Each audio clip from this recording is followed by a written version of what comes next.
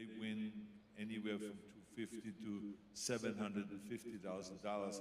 We just did a classic, the Arnold Classic in Columbus, Ohio, where the winner won $750,000. Now imagine, now 14 days later, the same winner, if he wins here, there's no guarantee because there's some really tough bodybuilders. But should he win today, then there's $1 million in 1 month. So imagine that I got $1,000 when I won Mr. Olympia, the last Mr. Olympia contest in 1975. And then in 1975 in South Africa, that's why I got into this bodybuilding business in the first place, was to go and do up the cash prizes. Now, they're winning $1 million in 1 month. I mean, think about that, how we have improved the sport and how the sport has grown in every direction possible. I know it has changed so much. I mean, over 50 years, you have been doing bodybuilding. Obviously, in that time, there's so much more knowledge now. So what do you think, guys out here, you know, women and men who are bodybuilding now, what are they doing that's maybe better than when you were doing it at the start? Well, the first thing I have to say is that I've been doing this for more than 60 years. I've been, imagine that. I mean, it's like, for 50 years we've been running bodybuilding competitions. In 1976, I ran the first Mr. Olympia. Then in 1977, Mr. Universe, and then Mr. International. I mean, every year for 50 years we've been running bodybuilding competitions, and it grew into this expo, and then we're doing it worldwide. So it has been very, very successful. But the thing that really was an explosion in bodybuilding was the women. Oh man, it was like, because in the old days, this is not something that women did, to go into work out in their body, because women said, oh, I don't want to get muscles, and I don't want to get this, I don't want to get... But they found out that you can actually train to stay fit. You can train to stay firm. So the women started getting involved. And I remember that I was like the one that promoted bodybuilding for men, and then there was, you know, we started, you know, competitions for women. I was the first one with a guy by the name of George Schneider in Pennsylvania. We did the first Miss Olympia. And from that point on, the bodybuilding amongst women grew. And then Jane Fonda came in, and she did the aerobics classes for women. And she did all those videotapes, how to stay fit for women. And she really was very, very helpful to get women to pay attention to their bodies and to say, you know, especially when she did this movie on Golden Pond. And she was standing there at the age of 50 with this bikini and looking great. So then people realized, wow, I can look like that when I'm 50 if I work out. So I think it created an explosion amongst women.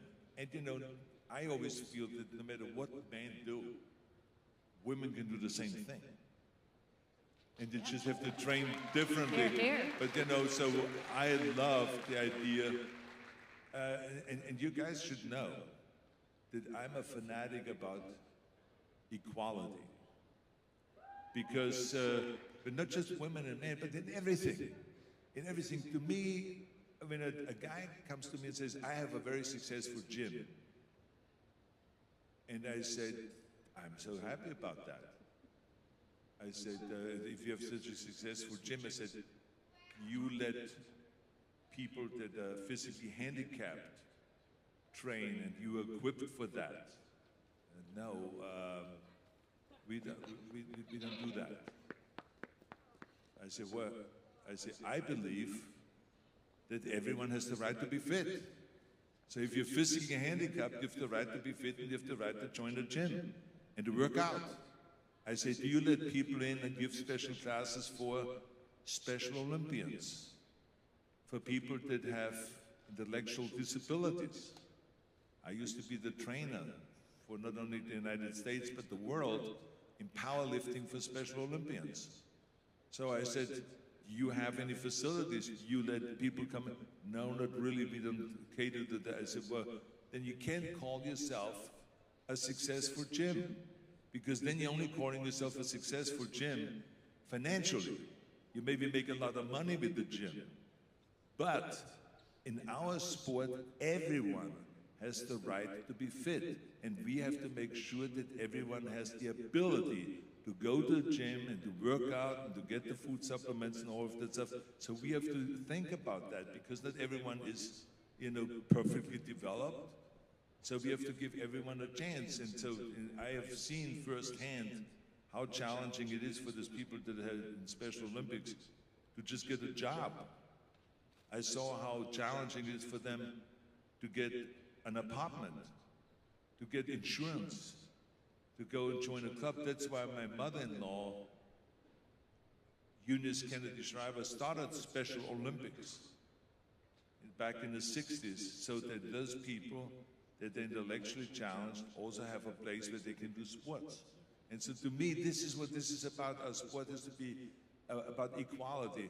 And the great thing about it is that the message of training is equality. Because if you go into a gym, the 200 pounds on the bench press is going to be 200 pounds for everybody. Think about that.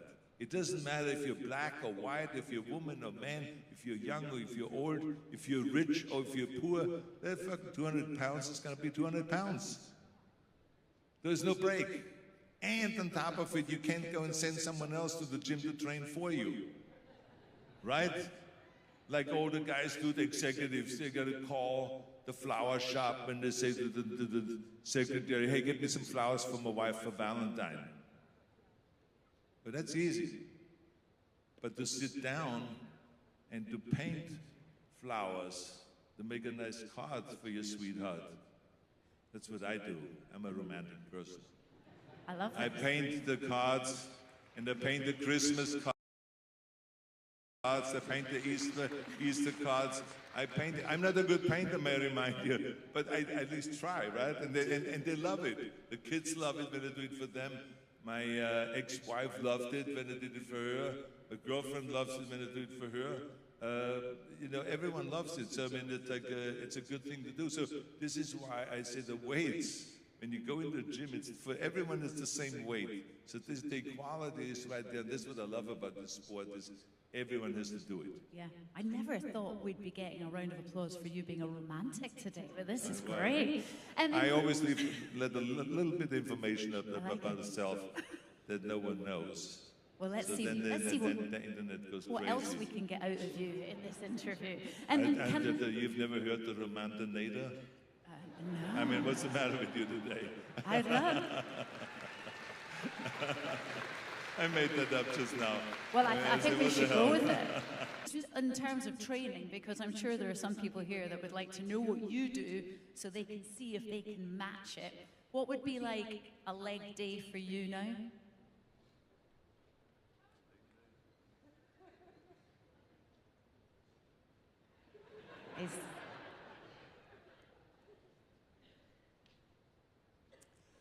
I don't train legs. Okay, there we go.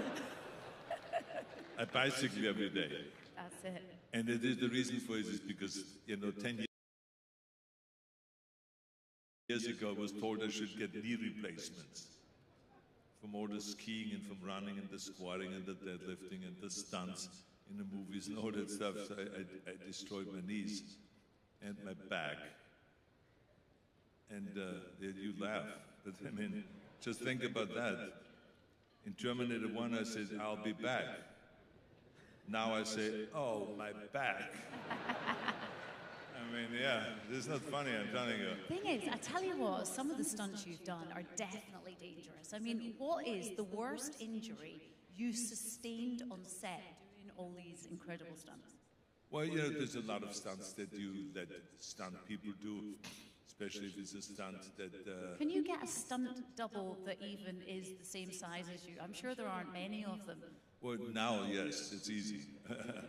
Because now I'm not that big anymore. But it's a very good question because I tell you, when I did Conan the Barbarian, I was like, the body was exposed almost at all times.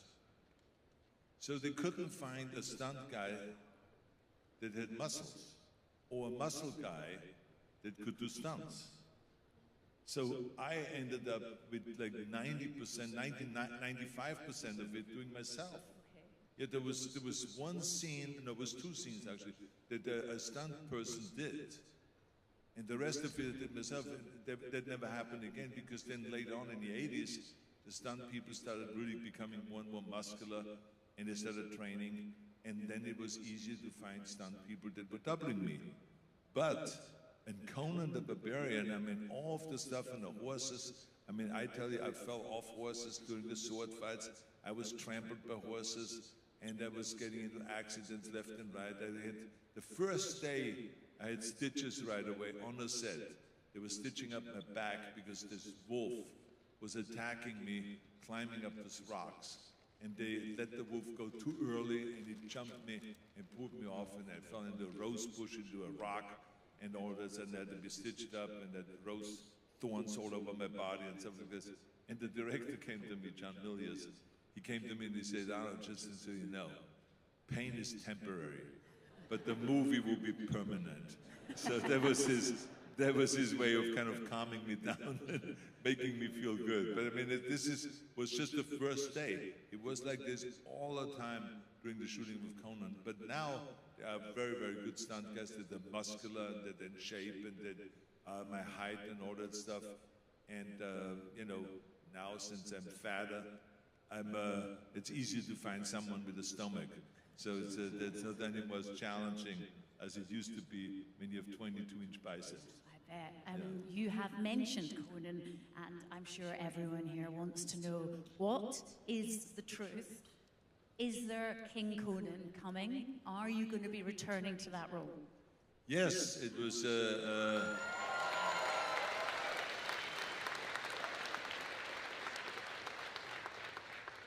That is true, and you know, the movie wouldn't have worked if I would have done it 5 years after the first Conan, because the whole idea of King Conan is that he has been, for 40 years or so, the king, and he's older now, and he's not anymore in the shape that he was in his heyday, and now people are trying to take him out.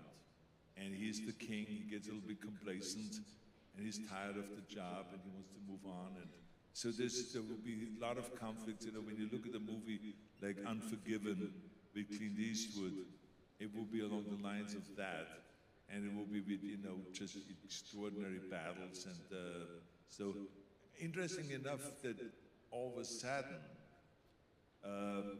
the film studios feel like that just to do a sequel or to do a copy of one of my movies doesn't work that well. They've tried it with Predator, they've tried it with Total Recall, and they've tried it with The Running Man now, and all of those films, and they feel like that doesn't work. You know, we cannot replace Schnitzel. And so now they're coming to me after all these years, you know, and they say, look, we want to do you know, Commando #2, and we want to do another Predator with you. And we already hired the writer and the director for Conan, King Conan. Next year you're gonna go and film King Conan. We will be ready, the script will be written, it will be prepped, and everything will be ready to go. So next year we're gonna do King Conan. So that is a reality now. And I'm delighted about it, because for the last 10 years, I have been saying we should do King Conan. And we should really get a great, great script written.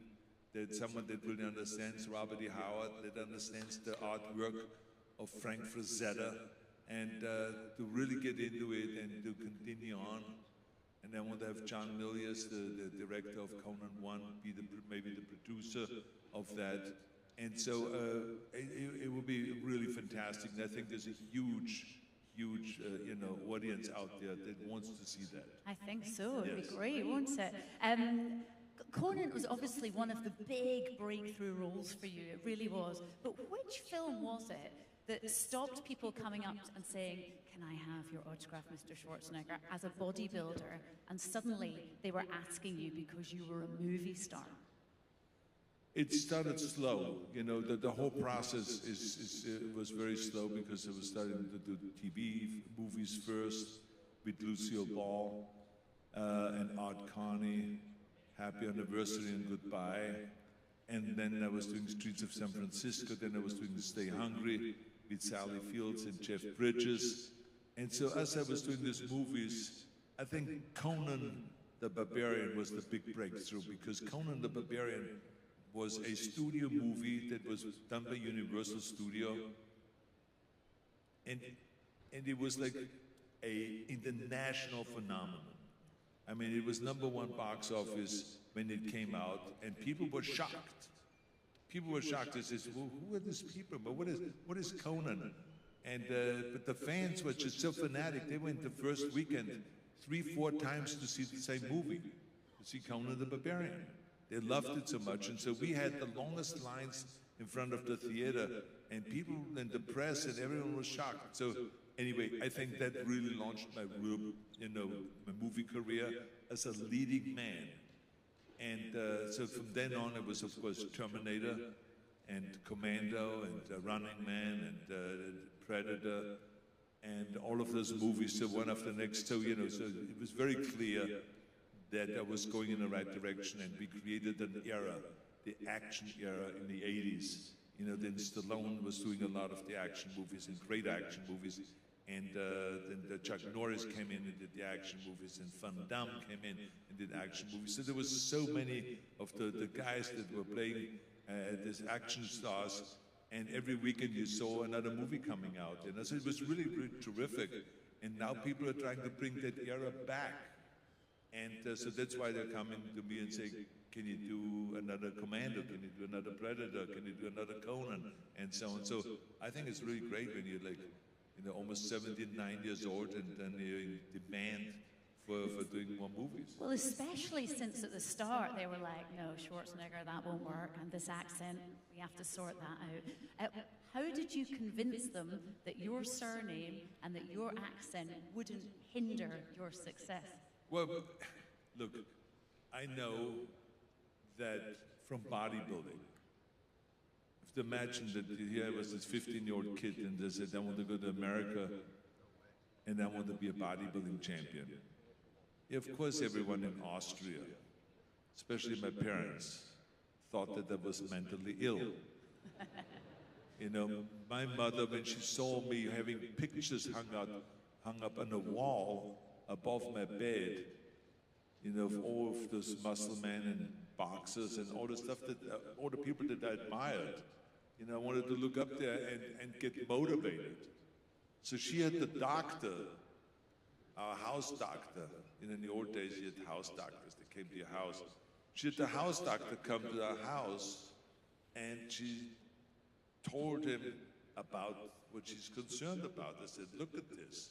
I mean, my son has above his bed a naked man hanging there. All his friends have, girls hanging above the bed, if they have anything hanging above the, but here's naked man, they're all just man.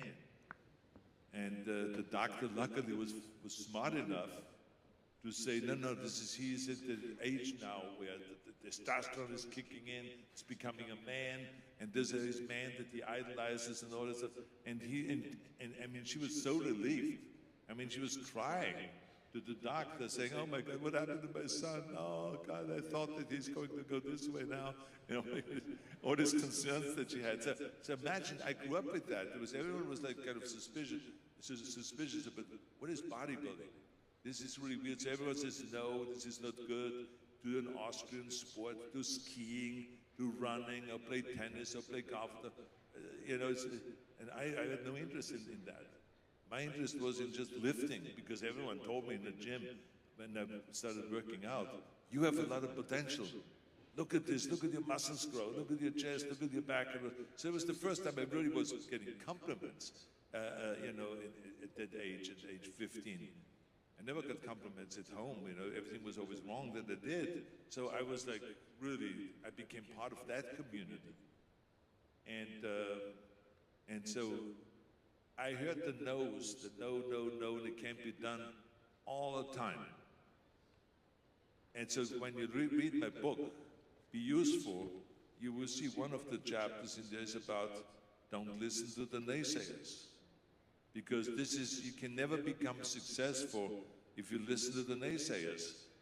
And so, of course, you have to imagine now this bodybuilder that is winning now Mr. Olympia one after the next, and Mr. Universe, and I become the greatest bodybuilder of all times. And then all of a sudden I go and say to the studio executive, I want to get into acting. Well, studio executives and agents said immediatly, they said, look, it's not going to work. You can never be a leading man because you have an accent. And then plus, look at your body weight. You're too huge. Hercules movies are out. They don't do Hercules movies anymore. This is the 70s.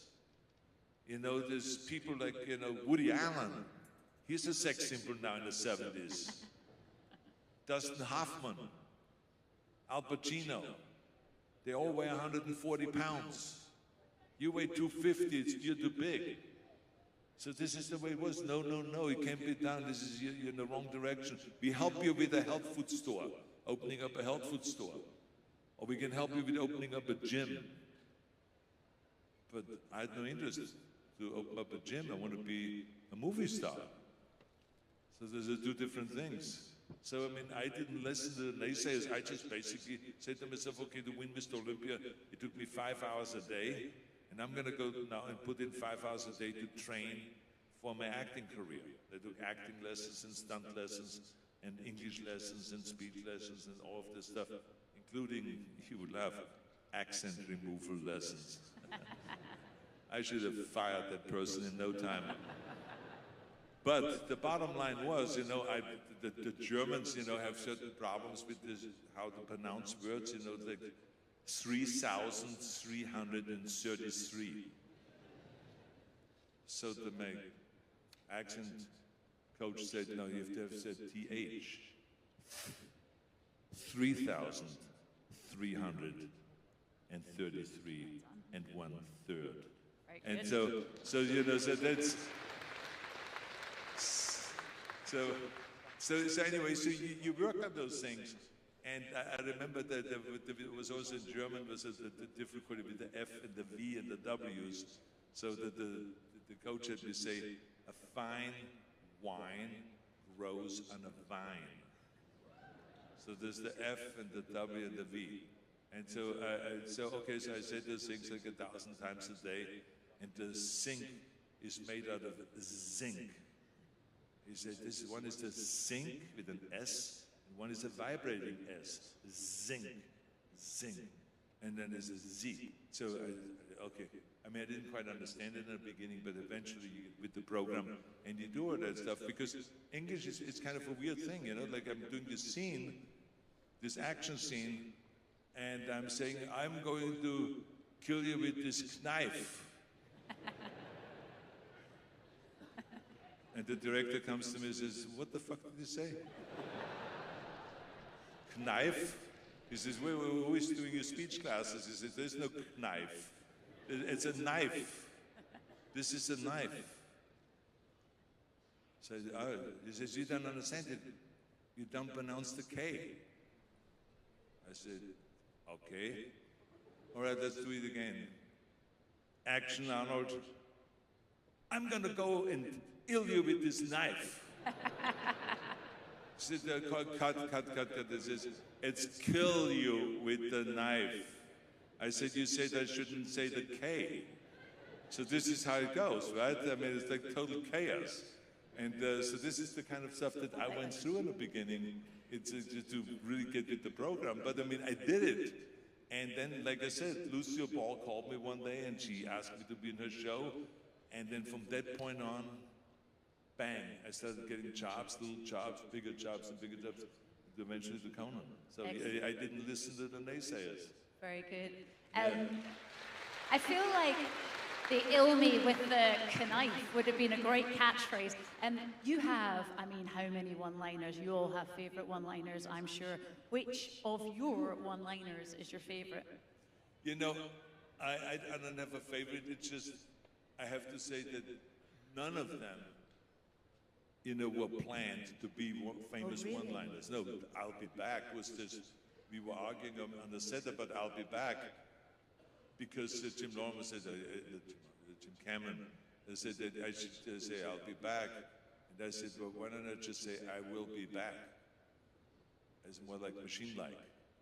And he says, no, just say, I'll be back. I shoot it 10 different ways if you want, but then we just say, I'll be back. And so we did that. And then someone after the movie came up to me and said, can you say this line that you said in the movie, I'll be back?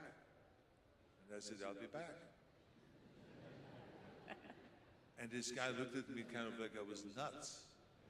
No. I want you to say it the way you said it in the movie. And they said, oh, okay, I'll be back.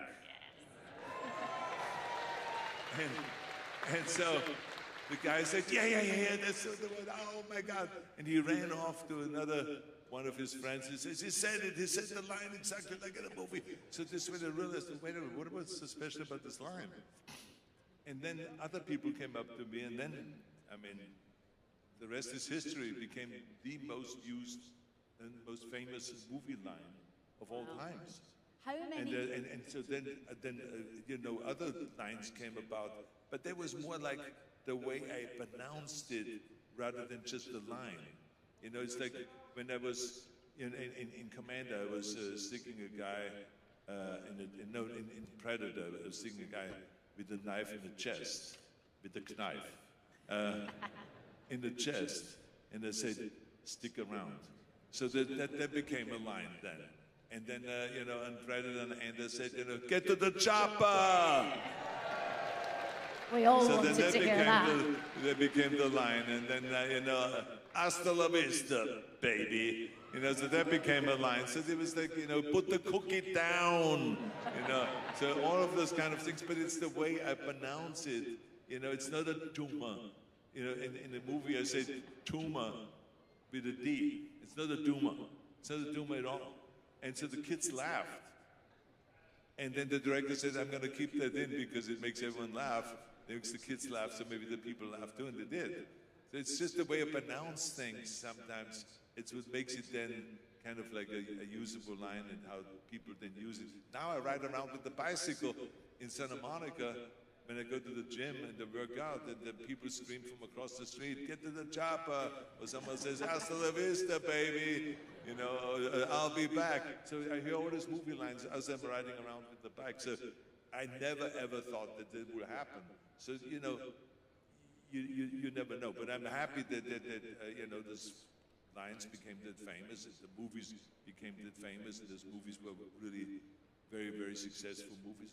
They were, and one of the films which actually, if you saw the list of movies that you've made and you knew how successful they all were, you might not have expected Twins to be up there as one of the most lucrative. It's brilliant, but you'd have thought that Terminator would have been more lucrative than Twins. Well, the interesting thing is that whenever they ask on a quiz show people about, you know, what was Schwarzenegger's first movie that made over $100 million domestically, an action movie or a comedy? Everyone says it was an action movie. But the fact was it was a comedy. It was Twins. Twins was the first movie that made over $100 million, made $128 million in America, and then they made overseas also around $130 million. And it was like the most successful movie then, and they didn't want to pay me for Twins because they said, we're taking a risk. You know, we want to continue doing action movies with you, but I mean, how do we know that this movie is going to be successful? I said, don't pay me. It's perfectly fine with me. I said, let's just make it simple. We all take a risk. I said, you don't pay me, I do the movie, and they own 1/3 of the movie. They said, okay, that's a good deal. Oh, for you. And the movie made, I have to tell you, but the movie made like, I'd say, $250+ million worldwide. Wow. So, I mean, I like that ownership, right? So, it's all about having, you know, kind of the confidence in yourself and investing in yourself. And it's again the naysayers. The naysayers will stop you, and the naysayers will kind of slow you down, but I never let that happen. And I just, you know, moved forward because I was always very determined And I knew that it was hard working. It was never kind of like I was trying to pull back and not work hard, because I believe one of the chapters in my book, Be Useful, is work your ass off, because there is no shortcut to work. Work, work, work. And that's the simplest that I always prepare really well for the movies. I always really prepared very well for the bodybuilding competitions. I always work very hard on after-school programs that I'm running in America, on the Arnold's Classic, and everything that I do, I work really hard because I love working, especially when you work towards something that you see that you can accomplish, you know. And to me, for instance, to this, the Arnold Classic is just heaven, because I wanted to make bodybuilding really big, and it has become so big now, you know, that we're literally like, I mean, there's not one hotel in the world that doesn't have a bodybuilding gym now. You know, there's no hospital that doesn't have a rehab center that uses weights. There's no rehab facility anywhere that doesn't use weight resistance. I mean, there's no police station without weights. There's no fire station without weights.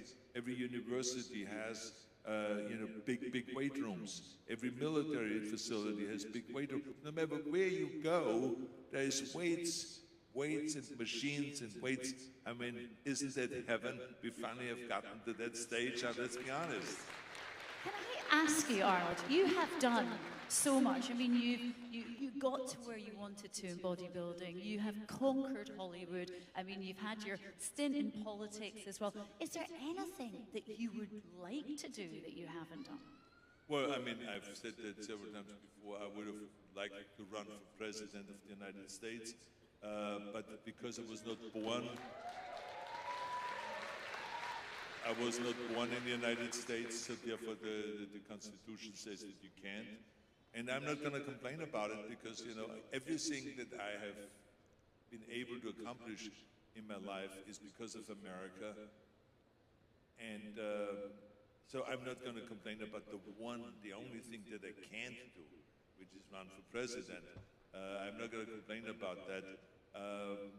And we have so much great talent in America right now. So anyway, but the bottom line is, I was happy with the governorship.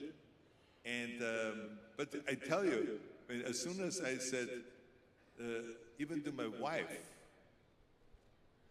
that I want to run for governor, she says, "So don't be crazy. This will never work." And my friends immediately said, "No, they're going to eat your life." You know how the politicians are. They're going to eat your life, and they're going to paint you as this horrible person, says you shouldn't even get into it, and all of that stuff. But you know something? I had the balls to do it. I jumped in there, announced it at the night show, and 2 months later, I was the governor of the state of California. You know, impressive. Very good. 2 terms as well. The bottom line is what it really means is, and I'm not trying to show off, but I mean, I think one thing I've proven is anything is possible.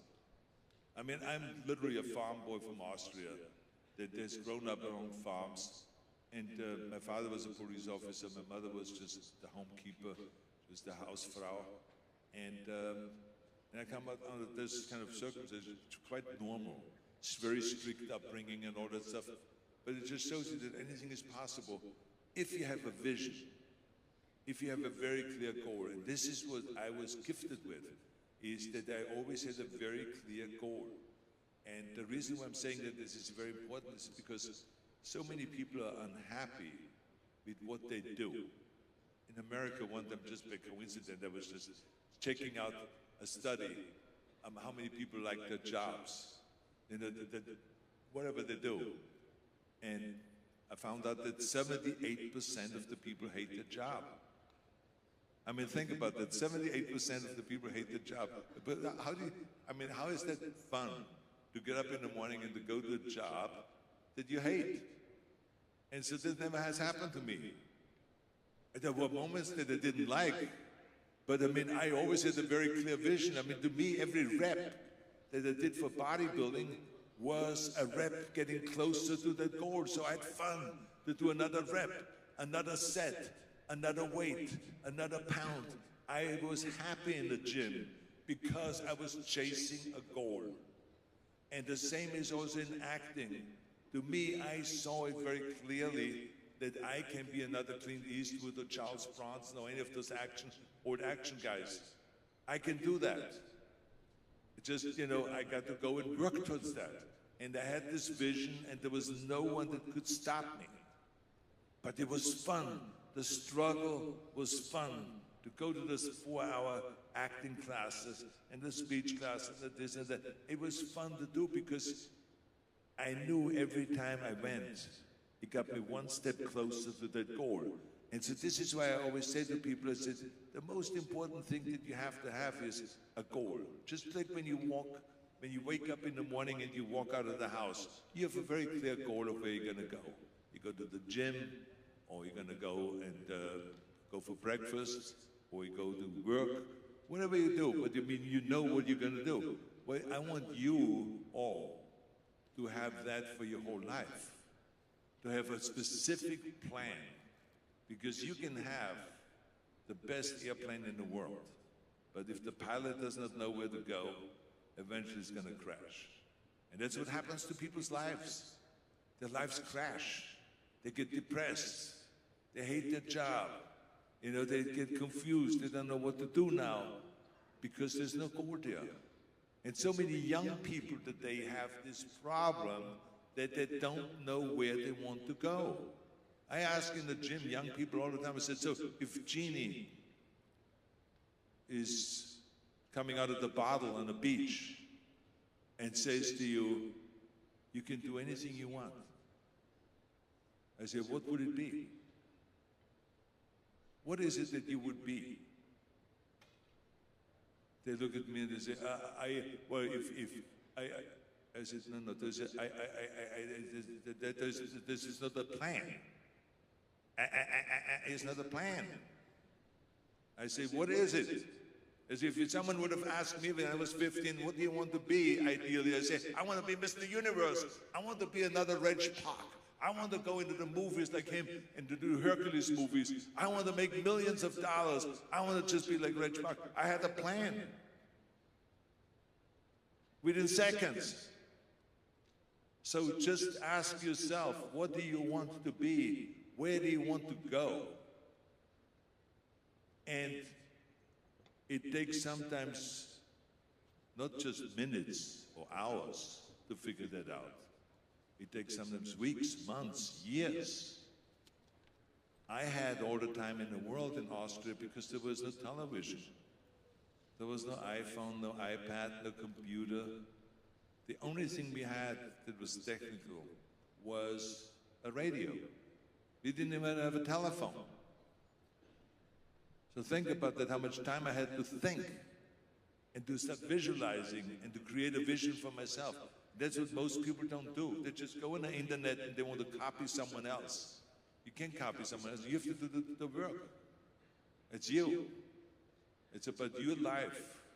And so this is why it's so great when someone gets into the bodybuilding sport. That really helps you because you're getting into something where you realize, I have to have a goal. Because in bodybuilding, you cannot just go into a gym and say, I'm going to go do some curls. I said, for what? I want to do some calf raises. For what? I said, what's the reason? Are we training for getting better in tennis? Or are we training to get better in running? Or to become a decathlon athlete? Or to become a bodybuilding, a competitive bodybuilder? Or a power lifter or a weightlifter? Every single training is different. Every single training is different. So you have to know exactly what your goal is, otherwise you get lost in the gym. You start doing a set over here and a set over there and a set over there, and then you talk a little bit and all this stuff. I see those people in the gym too. When they say to them, I sit in a life cycle and they say to them, what are you training for? I say, oh, my doctor told me that I should lose a few pounds. No vision. So then, of course, it becomes a burden to work out. Oh my God, I got to go to the gym again because the doctor said so, rather than, oh, I have a specific plan.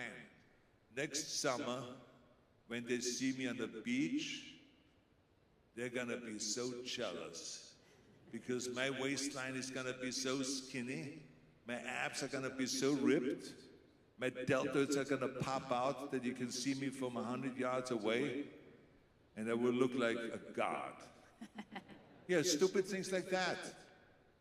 And it works. It works. Because you have to have those goals.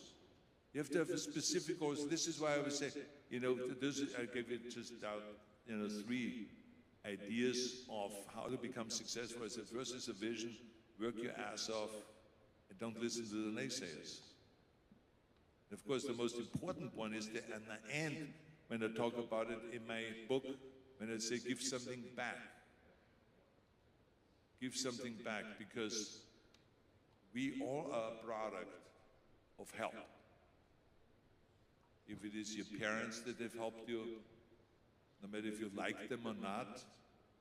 I mean, I had a rough upbringing. I was beaten all the time by my dad and all this kind of stuff. But I love my dad. The day I can sit here and say, I love my dad. You know why? Because if I wouldn't have had this upbringing, I would have never had the urge to be the greatest, or the urge to move away from Austria, or the urge to move to America and to be something great and to prove to him. Because inside, you always want to prove to your parents, you're full of crap. Wait when I grow up, what I'm going to become. Right? We all have that. And so, to me, that upbringing was perfect. It was the perfect combination. So I thank him for that upbringing, because it made me who I am today. And so, you know, it's hating your parents and not liking them and all of this. No, we appreciate what your parents did. No matter what they did, we appreciate it, and we appreciate what the coaches did and what the teachers did and all of that stuff. We all are like people always say, they write a story about me, they say, Arnold is the perfect example of a self-made man. And I say, I'm not a self-made man. It's the wrong story. I'm a product of all the things I just said, and then my bodybuilding companions, my bodybuilding buddies, my training partners. Then Joe Weider brought me to America. Who made me Mr. Universe? The judges voted for me. I didn't make myself Mr. Universe. Who made me a movie star? You all. The audience. If you have no one going to the movies, you're not a movie star. You're a loser. And I hate losers, by the way. But this is the reality of it. How did I become governor of California? 5.8 million people voted for me. I didn't make myself governor. See what I'm saying? So it's like, who helped me with all the stunts? Stunt guys. Who dressed me in the movies? The wardrobe people. Who built the sets? The set designers and the contractors and all that. So I mean, imagine the amount of people that helped me get where I am today. So of course, when you recognize that you are a product of a lot of help, then you also recognize the fact that you have to also help and give something back to your community. Give something back to your city, to your country. And so this is why I got involved in Special Olympics in the 70s. That's why I got involved in after-school programs and started after-school programs for millions of kids in America. That's why I got involved in the President's Council on Fitness and started traveling through all 50 states promoting health and fitness in America under President Bush. That's why I ran for governor, because I wanted to serve the people. I didn't want to be a politician. I hate politicians. I do. Because they all kind of make big promises, but then they don't keep them. Doesn't matter what party they're in. I wanted to be a public servant. That's why I want to be governor, to serve not just the Republicans, not just the right wing, because I am more to the right. No, I wanted to serve all 40 million people of California. To me, everyone is equal. Doesn't matter if you're Democrat or Republican or decline to stay. I wanted to serve all of them. And so this is the kind of stuff that you do then when you realize that you have to give something back. Now, I know there's some people out there that say, well, what can I do? I'm just a poor bastard. I don't have anything. Well, that maybe it's true, but you have something. You. There's no reason why you cannot help some kid with their reading, if maybe English is a second language for them. There's no reason why you cannot join up to the Special Olympics and to help some people that have intellectual disabilities or something like that, or to help people that are coming back from war and that are injured and that need a little break. I mean, there's so many things. I mean, I tell you, like in Los Angeles, we have 68,000 homeless. And it really annoyed me when I saw veterans that have fought for us in some war or the other, and them sleeping on the street now. So I said to the city, I said, why are you having veterans sleeping out on the street? Well, it takes time to build. I said, it takes time? So what I did was I went to the Veterans Administration. I said, can we have a little bit of your land here? They said, yes. They said, why? I said, because I want to build how many homes, Ketchel, did we build? 25, sorry. 25 homes. I said, I want to have a room so I can build 25 little homes for veterans to bring them inside the Veterans Administration rather than having them sleep outside on the streets. And a month later, this was on Thanksgiving, which is in November. In December, we lit the Christmas tree in this little community of 25 homes for veterans. A month later, 1 month later, and then I went to the city and I said, you see how full of shit you guys are? I did this in 1 month as an individual, not as a city. And you're telling me that it takes years and years and years to help these homeless people? Then we found out a month later that they lost $24 billion that was meant for the homeless, and no one could find it.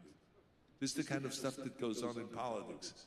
See, this is why I lost respect for those people, because it's unbelievable. Because there's no reason they have 68,000 people living on the streets. So anyway, so I got involved.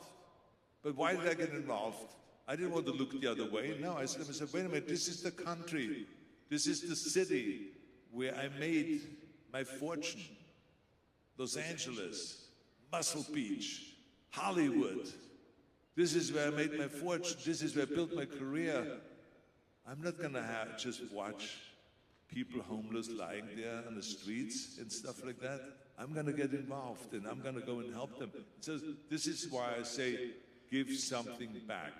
Whatever you can do, it can be the smallest thing, but give something back. Very good indeed. I am now going to ask you to give something back here. We have some questions that have been submitted from the audience. Now, the first is not really a question, but Darren and Darlene are in here somewhere, right? And Darren and Darlene are newlyweds. Arnold, they have got married today, and they have come here to see you on their wedding day. And they just said, could you just give them a blessing because they've come? You're part of their wedding day. Absolutely. First, let's give them a big hand. I think that's fantastic. Congratulations. I mean, it's very clear. I found out marriage is about 3 rings. The engagement ring, the wedding ring, and the suffering. Anyway, just joking. I think that marriage is fantastic. I think it's great when you see something like where people get married in some event like this. I've seen at the Arnold Classic where someone would win the Arnold Classic and then propose on stage with the trophy right there to their fiancée and or to their girlfriend, and they got engaged right there and they proposed. And I've seen the World's Strongest Man competition where guys won the competition and then they proposed. I mean, I've seen the wildest kind of things. It's really romantic. It's nice, and you know, to use an event like that, that is fantastic. I think that if you want to go and then come backstage, I take a picture with you afterwards, okay? Very So nice. Oh, we Darren can and Darlene. make that the official wedding shot. Okay. Okay, Darren and Darlene, come over here and we will sort this out for you. And Oh, yes. congratulations. Oh, yeah. Right, we have another question now. This is from Will. Were there any movie roles you turned down that, in hindsight, you wish you had taken? Oh, yeah. There's several of them. And, but, you know, it doesn't matter how I feel the day or how I felt afterwards, because I couldn't do the movies. I mean, I was booked. I used to do 2 movies a year. And so when someone said, can you do another movie? I said, no, I can't. Because I have a family, I have children, and I have to be at home at some point. And my wife did a great, great job with the kids when I was on a set and I was off filming and all that stuff. I mean, she was an extraordinary mother. And fantastic, really. I never had to worry about it. So I just wanted to have a balance there between family life and you know, movies. And the same was in politics. I mean, it was like very, very tough to be in politics and to be a governor and to promise the people that they're your number one interest, but also your family says, aren't we your number one interest? It's clear. So, I mean, so I had my kids sometimes when I came home from work, you know, cry on the table because I didn't go to their recital or I didn't go to their football practice or whatever it is. So it's very, very tough. So this is why it was good to have a balance there, but that's why I turned some of those movies down. Yeah, I heard that one of them was Die Hard. And it just, the only reason I'm saying that is because, you know, Bruce Willis has that line, you know, the yippee, yippee, that one. I just wonder how you'd have said it differently. That would have been quite an interesting catchphrase. It would have been interesting, yeah, exactly. He's not giving us it. Okay, Dan says, what career would you have got into if not bodybuilding? I don't think there would have been anything else that I was really interested in. I mean, I was in the military in Austria, and I really enjoyed the military service. I was a tank driver, and if I wouldn't have had bodybuilding, I probably would have worked my way up the ranks in the military, because I really enjoyed that life. I always like to be part of a community. And I think this is why we started the Pump Club. You know, when you look at the Pump Club, thank you. It's all about creating a community. And why is that important? This is because with a community, you can support each other. I don't think that we are capable on our own to handle everything. I think it is much better that when you have a problem or challenge, that you have people around you that can give you advice or that kind of, you know, help you along the way. And so I always was a big believer in community, and I saw the community in bodybuilding. It didn't matter where I went. If I would travel to America, I was picked up by bodybuilders the first time I arrived in America. I was picked up by bodybuilders and taken to a place to stay. It was bodybuilders that helped me to get the dishes and the silverware and the blankets and the pillows and the black and white TV when I moved to America. It was bodybuilders that picked me up when I went to Japan or to China or to South Africa, or no matter where I went. So it was just a community that was always helpful. And so I always feel like this is so important to have a community. And like, for instance, in the Pump Club, people help each other. I don't even have to do a lot of the work now anymore and make suggestions. And that is because the people that are in the community now, that are part of the Pump Club, they help each other. And it's wonderful to see that. So I always think that it is good to join something. That's why I enjoyed, I think, the military also. Absolutely. Okay, Ian from Ireland is here. Who is the best actor, actress, that you've shared a film with, and why? I think that actors, I mean, it's Jamie Lee Curtis, go crazy and they don't get involved in gangs and in alcohol, drugs, and violence and all this stuff. I enjoy that, so why would I retire from that? Why would I retire from bodybuilding when I love going to the gym I have my home gym, but I love going to the public gym to hang out with the people and to just work out. I love that. I mean, why would I stop doing movies when I love being on a set and doing a movie? So why would I stop that? So I said, you know, I think we have enough time to be retired when we are 6 feet under. And so then we rest and then we retire and then we hang out. But I mean, while I'm on this side of the grass, I like to just keep doing things because it's fun to do. Absolutely. I'm having a good time every day. Pleased to hear it. Arnold, I know you have a lot of pets, and Casey wants to know, how many pets do you have, and do you have a favorite? I remember chatting to you here once, and you were on the screen, and I think it was a donkey that appeared alongside you. Would that be correct? Well, this is all, I don't know how I got into that. It's like, you know, my daughter had a pony. And then for some reason or other, when she started dating, she totally kind of like dropped the pony. I mean, she didn't, you know, take him out anymore. She didn't take care of him anymore. She went to visit him, her, I should say, is a female, visit her like once a week, but that was it. So I said, I'm going to bring the pony up to my house because I have 2.5 acres of flat land. So I said, I'm going to build a little stall there and have the pony there. Then my girlfriend said, she grew up with horses. She says, you know, the pony doesn't like to be by herself. We should get a companion. I said, okay. So she got me for Christmas a donkey, a miniature donkey. So that those two fell in love with each other, and they were hanging out always together. That was it.